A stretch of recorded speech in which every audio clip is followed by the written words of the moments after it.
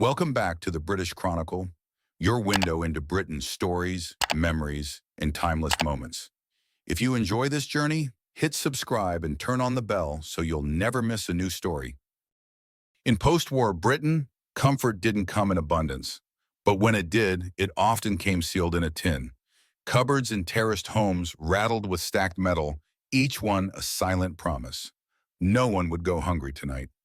There was no ceremony, just the scrape of tin against opener, the hiss of punctured air, and that unmistakable aroma, brine, sauce, or syrup, escaping like a secret long kept. This wasn't luxury, it was reassurance, routine.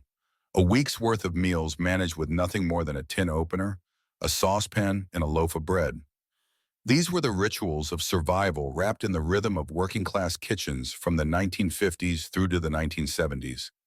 And among them, one sound was more familiar than any, the gentle plop of baked beans into a pan. Heinz, with its iconic green label and glossy red sauce, turned the humble haricot into a national staple. That orange syrup wasn't just food, it was filler, flavor, and comfort in one. Poured over toast, spread across a chipped formica plate beside fish fingers, or nestled in a Sunday fry-up when wages were thin and butcher's cuts unaffordable. At just over a shilling a tin, it offered full bellies without questions. By the end of the 1960s, Britain was consuming nearly 1 million tins every single day. Beans Means Heinz wasn't just advertising, it was gospel, repeated between chimney stacks and washing lines. The post-war economy had changed the table as much as the skyline. Rationing had only officially ended in 1954, but its specter lingered. Families had learned to stockpile, to stretch, to preserve. Tinned goods offered a miracle. Shelf-stable meals that required no refrigeration, no waste. For households without a fridge, and there were many well into the 60s, this was power. Spam, corned beef, tinned pies, and fruit cocktail weren't just provisions. They were small acts of independence against the grind of the week. Spam, in particular, was a paradox. That pink, gelatinous block slurped out of its tin with a clunk, met with groans or grins depending on the night.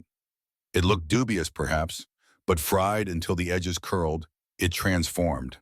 In chip shops up north, Spam fritters became a street-side staple, selling by the million. A meal for pennies, a symbol of wartime memory lingering into peacetime routines. Economically, tin food thrived because it echoed Britain's industrial rhythm.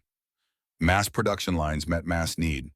Ships brought cheap meat from Australia and Argentina, corned beef by the ton, feeding the nation with a tangy slab that could be chopped into hash or laid thick in a sandwich of white mother's pride. Steam from the frying pan mixed with the sharp metallic tang of its flesh, clinging to curtains, jumpers, and memory alike. Yet behind this convenience lay something else, a sense of quiet gratitude. Mothers dished out these meals not because they were the best, but because they filled the gap. Children licked sauce from their spoons without complaint. Fathers nodded through supper in silence, glad for warmth after a long shift. And mothers? They quietly thanked the tins that made ends meet. These foods may seem simple now, perhaps even sad in their predictability, but for decades they carried families through hardship, through recovery. They were the clinking backbone of kitchen shelves. And if you listen carefully, you can still hear them.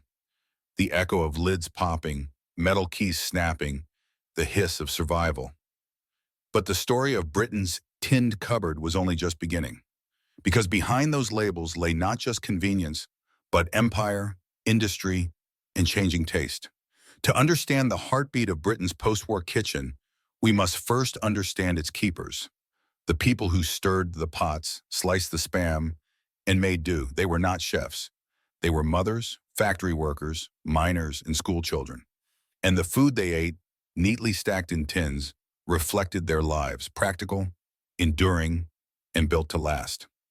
These were years when fathers rose before dawn, boots by the back door, lunch pail in hand.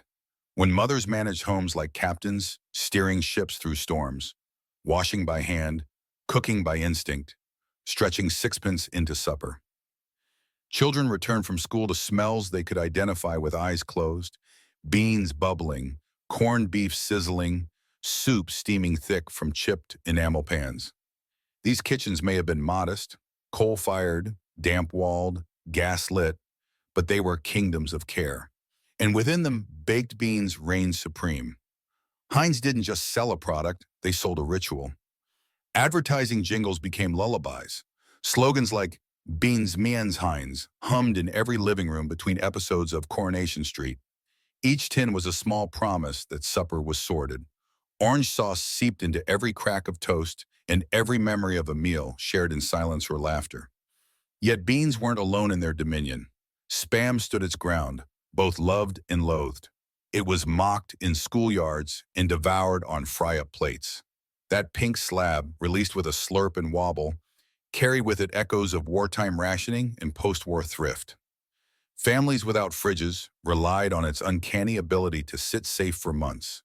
Fry it till it curled, and it became something more. A crispy, greasy, oddly satisfying centerpiece. A poor man's bacon, a child's delight or dread. Corned beef, shipped across oceans from Argentina and Australia, came with its own sharpness, both in taste and smell. The tin's key, wound around the base, often broke mid-turn, sending fathers swearing and children laughing. But once prized open, its salty promise filled pies, hashes, and sandwiches. 6 plates for the price of 1 steak. In streets where butcher's meat was a luxury glimpsed but rarely bought, corned beef was democracy on a dinner plate. But not every tin sang of meat. Soups, too, had their song. Campbell's tomato, velvety, red, and smooth, poured into bowls beside thick-cut bread and butter. It was the balm of a cold day, the warmth after wet school socks, the taste of tea time on a tight budget.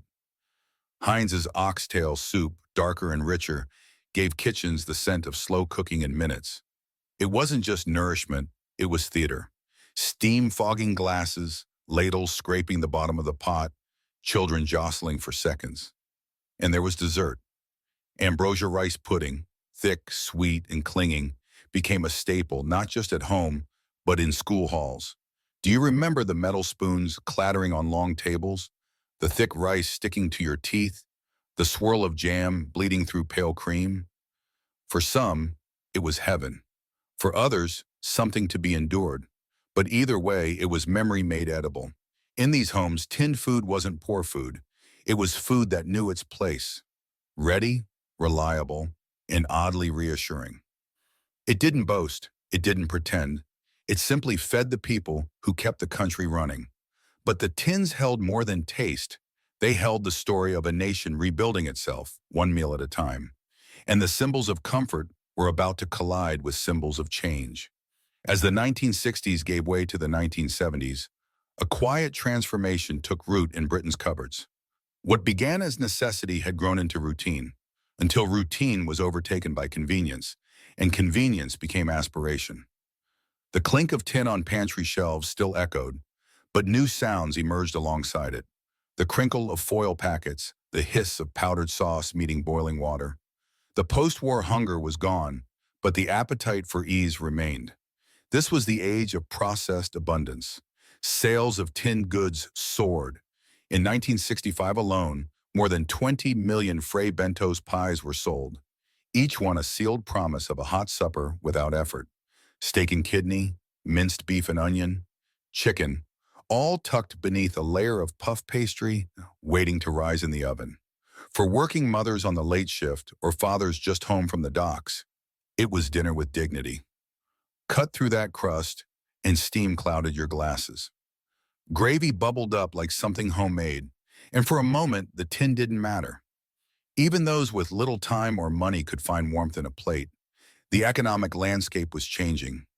Inflation crept into every household budget, meat prices surged, and wage packets felt thinner each month.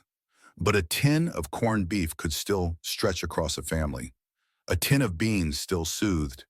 In a way, these foods became symbols of working-class resilience, proof that comfort didn't have to come from the butcher's shop or the corner cafe. It could come from the cupboard. Children growing up in this era didn't question it. They waited for the moment the tin was opened, for the sound of the lid snapping free, for the soft splash of soup into a pan. Some foods, like creamed rice, were greeted with cheers. Others, like mushy peas, met with groans. But all were known, familiar, safe. Even the metallic tang of tinned carrots had a place on the plate. Mothers drained them, added a knob of butter, and served without apology. No one pretended it was fresh. No one needed to. And then came the oddities. The ringed yellow circles of pineapple in syrup. The oddly decadent tinned ham sliced and served at Sunday teas beside cheese cubes and pickled onions. For working-class families, these were moments of elevation. The gammon and pineapple combo felt foreign, exotic even. Though the pineapple came from the Philippines or Hawaii, packed tight in Bristol factories. The syrup itself was sacred, poured over cake or sipped when no one looked. Even a teaspoonful whispered of indulgence. Fish tins told another story. Salmon was for guests, 4 shillings a tin in the mid-60s, carefully spooned onto cucumber rounds at Christmas. Pilchards were the workhorse. Strong-smelling, fiercely flavored, spooned over toast or jacket potatoes when the cupboard was bare. For families in Cornwall, South Wales, and other coastal communities, they were memory and necessity in one. The scent filled the kitchen before the tin even hit the pan. But something shifted with tuna. Pale, neat, mild. It wasn't like pilchards or salmon. It was cleaner, more modern. Women's magazines showed glossy pictures, tuna salad, tuna bakes, tuna sandwiches with a sprig of parsley. It didn't smell, it didn't drip oil, it didn't feel old. It felt American. Middle class, aspirational. By the mid-70s, Britain's tuna consumption had quadrupled. A tin and a spoonful of mayonnaise could make lunch for the family. No bones, no mess. It marked a quiet turning point, from filling bellies to shaping identities. Vesta meals pushed that shift even further. In thin cardboard boxes, they promised something revolutionary: Indian curry, Chinese chow mein, Spanish paella, dishes most families had never tasted, let alone cooked. It wasn't real travel, but it felt like a glimpse beyond the soot and smoke of British rooftops. And at under 3 shillings a box, it was travel everyone could afford. This was no longer just about feeding people. It was about modernizing them, about telling a new story, one where a tin could hold more than soup. It could hold progress. But what was lost in that transformation? What was left behind in the cupboards where mothers once stored survival in metal and brine? By the late 1970s, the British cupboard was no longer just a space for storage. It had become a time capsule of class, culture, and quiet transformation. Yet as the golden age of tinned food gave way to supermarkets, freezers, and foreign imports, a curious silence began to grow. The tins were still there, still rattling behind cupboard doors, but their presence no longer spoke of innovation. Instead, they whispered of a past sliding quietly into forgetfulness. The factories that once churned out millions of tins a week, Bristol, Wigan, Liverpool, hummed with less certainty. Globalization had arrived like a cold wind. Cheaper labor overseas, the rise of fresh imports flown in by air, and the slow creep of culinary aspiration began to peel away the prestige of Britain's preserved pantry. Spam, once a wartime hero, was now the butt of schoolyard jokes. Corned beef began to gather dust, and even Heinz, so deeply etched in the national psyche, had to reinvent its image to keep pace with changing tastes. The shift was economic, but it was also emotional. Families that had once gathered around a single fray bentos pie on a rainy evening began to splinter into fragmented eating habits. Microwaves arrived. Fast food chains crept into town centers. The communal nature of mealtimes, the passing of bread, the fight for the last spoonful of rice pudding, began to fray. Mothers no longer leaned on tins as lifelines but kept them as backups, just in case. Convenience was now expected, not appreciated. And with that expectation came erasure. Dinner ladies still served mushy peas and tinned carrots in school canteens, but they were mocked by students who longed for crisps and cola. The soft green mass that once meant nourishment now felt like neglect. In working-class communities, pride in thrift was replaced with the shame of austerity. To serve food from a tin was to risk ridicule. The very meals that once marked resilience were recast as relics of hardship. But behind this social shift lay a deeper cultural loss. Those tins had held more than calories. They had held stories of industrial might, wartime memory, and domestic ingenuity. They were the edible artifacts of an empire adjusting to decline. Britain's reliance on imported meat, for instance, was not merely an economic decision. It was a symptom of a nation grappling with post-imperial identity. Argentine corned beef was cheap because of old trade links. Pacific pineapple came sweet and cheap through colonial roots. Even the salmon from Canada whispered of a commonwealth still trading its goods and its ghosts back to the island. And as these links frayed, so too did the memories. Children growing up in the 1980s and 90s found their plates filled with things that came frozen, microwaved, or branded with cartoon characters. The scrape of the tin opener no longer meant supper. It meant a fallback, a last resort. The hiss of escaping brine faded into the background hum of modern life. And in that hum, a generation's relationship with food and with each other was rewired. Once, a tin of baked beans on toast was not just a meal. It was a mother's care, a father's quiet nod after a shift, a child's full belly before bed. But in the rush toward progress, something small but sacred was misplaced. Not gone entirely, but buried under packaging and speed. And so the question lingers: how could something so comforting, so commonplace, vanish so completely from our hearts? From the warm hum of coal stoves to the distant rattle of factory gates now sealed shut, the journey of Britain's tinned cupboard is not just a tale of what we ate. It's a tale of who we were. In every scratched tin opener, in every sticky ring pull that snapped halfway through, lies a legacy built not on glamour, but on grit. And while the label may have faded, the lessons remain. What the tins gave us, perhaps more than food, was a blueprint for endurance. In a post-war world battered by ration books, bomb sites, and blackout curtains, tinned meals offered stability. They made sure children had something hot in their bellies, no matter the weather outside or the paycheck that week. They freed mothers from hours at the stove.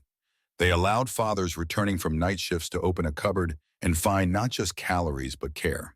The values baked into those tins, frugality, resourcefulness, quiet pride, are now harder to find on supermarket shelves. We are told today to eat fresh, eat clean, eat ethically. And yet, there was an ethic in those tins too. An ethic of sharing, of planning, of never letting waste win. In communities where every penny was counted, tins were small fortresses against uncertainty. Their legacy lingers in more than just memory. Many of these foods, though mocked or ignored today, still shape modern British identity. The love for baked beans remains steadfast, on toast, beside sausages, atop jacket potatoes. Spam, once discarded, has found new admirers in culinary circles, celebrated for its nostalgic kitsch and surprising versatility. Even corned beef, now a retro ingredient, crops up in gastropubs and recipe books with a wink to its past. But more than that, the tins taught generations how to feed a nation when the larder was bare. They held the spirit of a country trying to rebuild itself from rubble and ration books. They allowed working-class mothers to provide without apology.